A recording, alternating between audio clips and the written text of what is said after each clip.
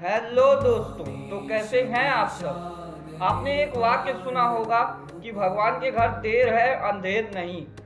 यह वाक्य अक्सर जब कोई हार जाता है या कोई चीज किसी को नहीं मिलती है तो उसको सांत्वना देने के लिए लोग यह वाक्य प्रयोग करते हैं। तो चलिए अब यह जानते हैं कि यह वाक्य आखिर है किसके लिए। हम जीवों के लिए है या हमारे भीतर बैठी आत्मा के लिए।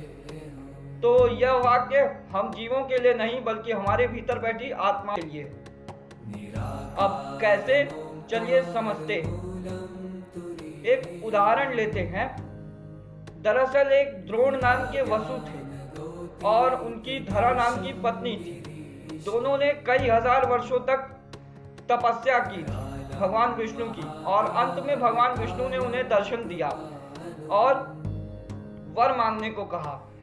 तो उन्होंने कहा कि हमें तो आपके जैसा ही एक परम प्रतापी पुत्र चाहिए।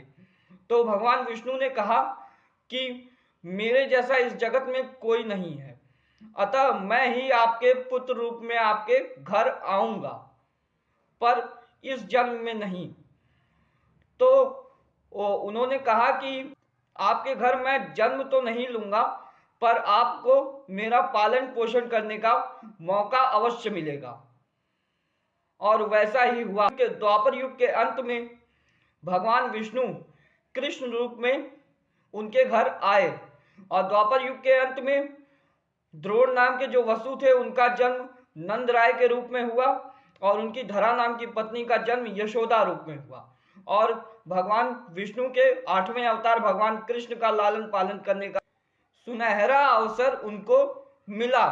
तो अब आप समझ गए होंगे कि भगवान के घर देर है अंधेर नहीं, यह कहावत किसके लिए है।